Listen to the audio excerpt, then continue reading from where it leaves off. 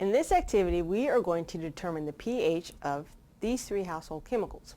In the process, you are going to learn how to use your Explorer GLX to collect discrete data points, one for each of the chemicals, in a sampling mode we called manual sampling.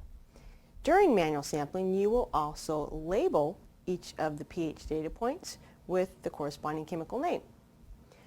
We will display this information in a two-column table on the Explorer GLX, then add a third column to the table so that we can classify each of the chemicals as an acid or a base.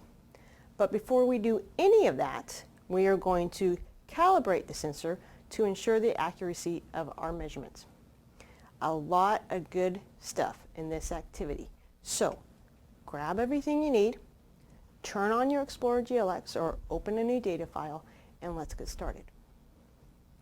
Start out by plugging in your Passport pH sensor into the top of any one of the 4 ports on the Explorer GLX. And we are not interested in pH versus time, so let's go to the home screen. Okay, because what we want to do is a number of things with the sensor, we are going to go to our sensor screen. So that you can do by pushing the F4 button. There are 3 things we need to do in this screen. First, calibrate the sensor. Second, set it up for manual sampling. And finally, we are going to show you how to use that reduce smooth / smooth averaging field in this screen here. Okay, to calibrate, we need to get to the calibration screen, which you do through the sensor's menu. So push the F4 button to open that, and you see item 3 there is calibrate. Let's select it. The Explorer GLX offers a variety of ways to calibrate your sensor. Fortunately, it defaults to the most common type of calibration for the sensor that you have connected.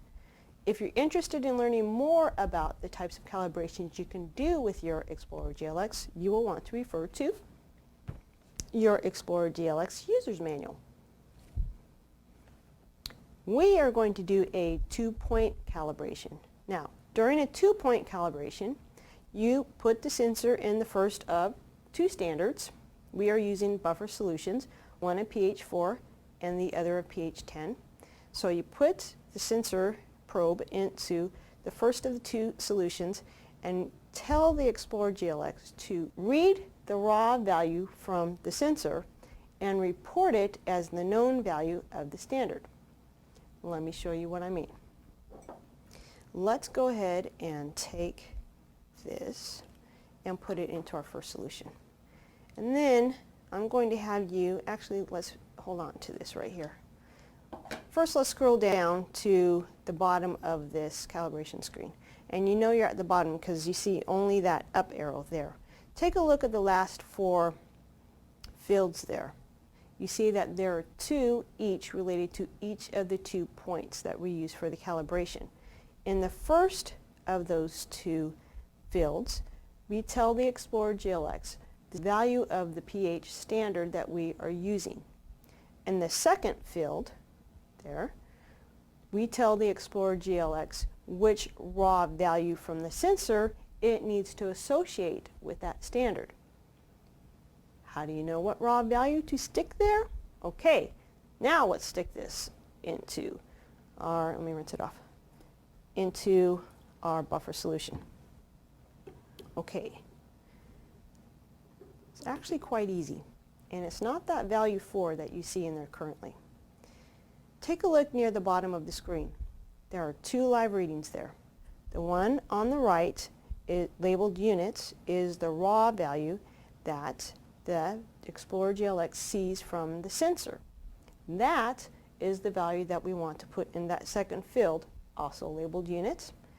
Before we do that, let me point something else out to you.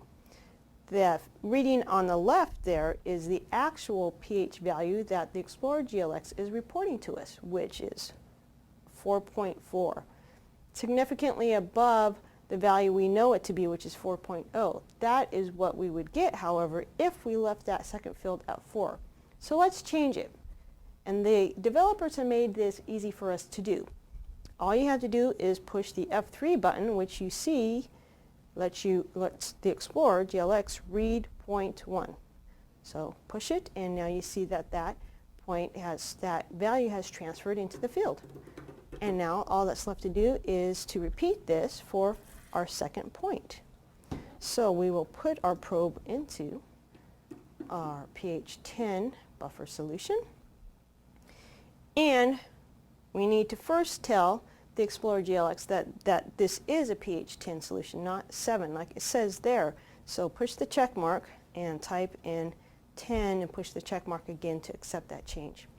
Okay, transfer the value that it sees there, which is 10.11 for the raw units, into that second field by pushing not the F3 button, but this time the F4 button, which lets the Explorer GLX read point 2.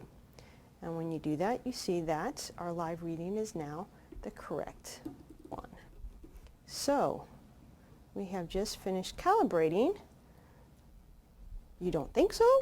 Just 2 points? Okay, all we need is 2 points, because for all the other points in between, because the nature of the calibration is linear, the Explorer GLX can interpolate and extrapolate all the values in between and beyond the 2 points here. So yes, we are done with calibration. So push the F1 key to say OK. All right, the next thing we need to do is set up for manual sampling. Manual sampling is a data collection mode. Up until now, you've seen continuous sampling. That's the one with the moving clock that you see as the sample indicator on the top bar. During continuous sampling, the Explorer GLX automatically continuously samples data points at the sample rate that the sensor is set up. Now, for manual sampling, you tell the Explorer GLX to record one data point by the push of a button, and besides that, it comes back and prompts you to associate a value with that data point. So we need to change the sampling mode, and if you look, F1 will open our mode menu, and there it is, the second item on there, manual, and notice that it has a flag next to it. Push the check mark to accept that, and when you do, a new screen opens. This is a data property screen for keyboard data. So this is where you might want to pull out your keyboard if you have a compatible one. Not, actually is keypad data is fine. If you do have a keyboard, go ahead and plug it into the lower of the 2 USB ports on the right side of your Explorer GLX. And the key mapping from the keypad to the keyboard is actually pretty intuitive. But if you have any questions about it, you can refer to your user's guide. Okay, this is where we tell the Explorer GLX what we want to associate with that pH data point. And what we want to associate is the chemical name. So we're going to change that measurement name from keyboard data to chemical name, or just chemical should be fine. Push the check mark to accept that, or to begin editing, or if you're using a keyboard, push the enter key. And let's type in chemical using the multi-press text entry method by typing C and H E M. See how fast we can get at this. I C A and L. Did we get that right? Oh, we forgot a C, didn't we? Scroll over and type in, let's see if we can get that in the right spot. B, C. There we go. Check mark to accept that change. We don't have to worry about units or anything else, so push the F1 key, OK, to leave that screen. Now we're set up for manual sampling. And the last thing to do here is to explain to you what the reduce/smooth averaging field is. Now, if we were good experimenters, we would not record just one data point for each sample. We would determine several data points, average them, and report that average as the pH of our sample. That's what that field is for. So we can tell the Explorer GLX to do that for us. And the only thing we have to do is tell it how many points we want it to use to calculate the average. So let's scroll down to that field with the arrow key, push the check mark to open up our options there, And let's select, say, 5 points and check mark. So we are just about ready to collect data. We have calibrated, we have set up for manual sampling, and we are now averaging. Let's go back to the home screen and decide how we want to display this information. Up until now, we've been using a graph display. But if you asked your students to record this information in a lab manual or a piece of paper, you would expect them to record it in a table, right? So let's open up a table display by pushing the F2 key. Now we've got a 2-column table, I should say, and in the first column we have pH, and in the second column we have nothing, it's undefined. What we want to see in that column is the chemical name. So we are going to turn on our hotspots. Just like the graph display, the table display has hotspots that you can use to change out measurement names or units and the run number. And just like the graph display, you turn on those hotspots by pushing a check mark. So push it to turn on the hotspots and use the arrow key to move over to that second column heading and push the check mark to open up our data sources. And there you see item number 2 there is the chemical name that we define when we set up for manual sampling. So push the check mark to select it. Okay, we are now ready to collect data. So take your probe, put it into your first sample, and push the start-stop button. And just like we promised, the Explorer GLX is waiting for you to tell it to record a data point. How do you tell it that? Okay, take a look at the top bar.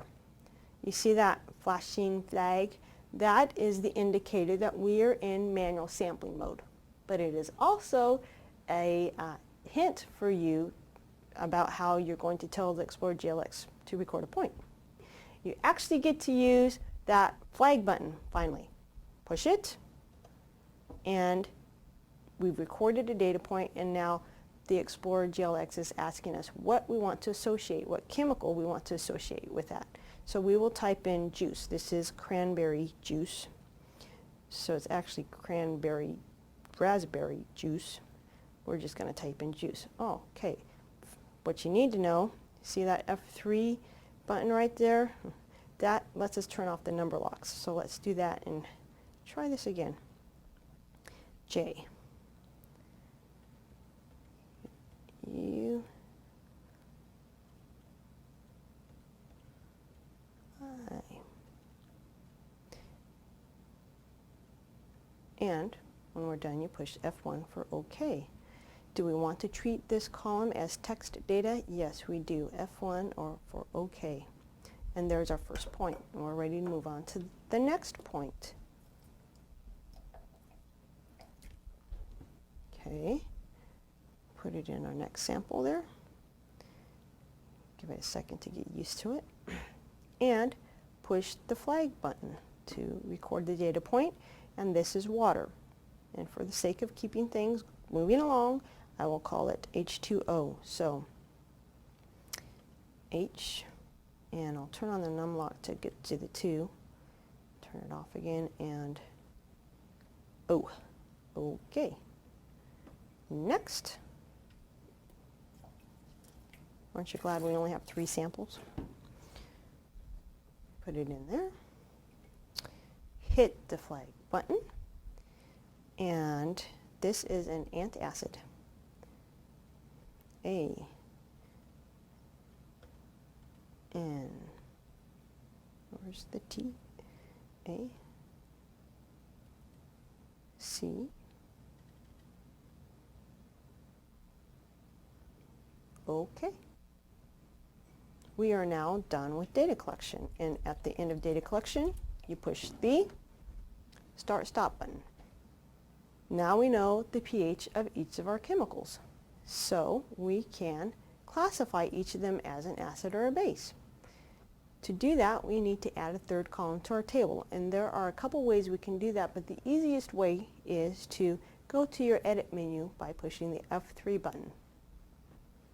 Item number 1 on there is new data column. Let's go ahead and push the check mark to select it. And now we have a third data column labeled data column 2, it's editable data column. We want to give it a different name. We don't want it to be called data 2. We want it to call it classification so we can classify our chemicals. Turn on the hotspots so that we can change out the name of that column heading. Push the check mark to select it, and you see item number 5 there, data properties. That lets us change the data properties for the item that we have selected. Measurement name is not data 2. We're going to call it classification, or abbreviated, we'll just call it class.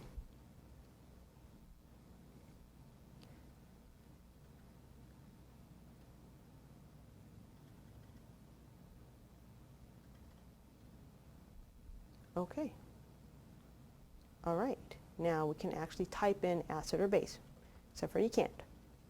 Because you see that dashed box?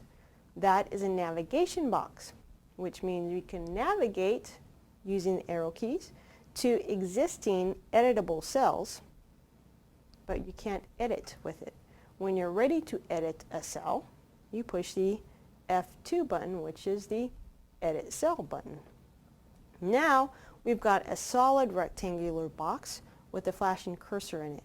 This is called the editing box. Isn't it nice how that works out? We can actually now type in text. Did you try it? You get numbers again. Okay. Let's turn off the number lock by going to the Edit menu, F3, and item number 4 there, selected. It's a check mark. Let's select it to uncheck it. And now we are ready to type in text. So we will call juice at a pH of 2.4 and acid.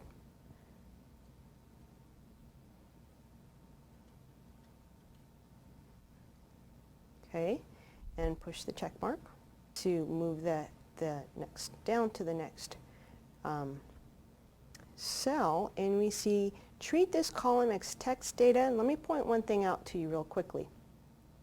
You see that padlock with the number 9 there? That indicates that this editable data column is meant for numerical data. As soon as we say OK to this screen where it asks us if we want this to be text data, watch what happens to that padlock. There it goes, it's gone. Okay, now we can call this 6.1. That is pretty close to a neutral, so we will call it neutral. In U, or E, excuse me, U, T,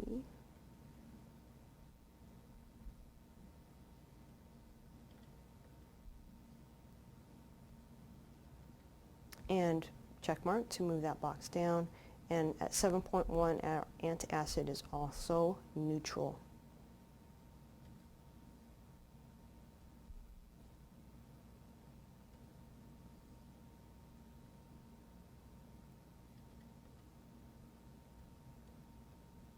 There.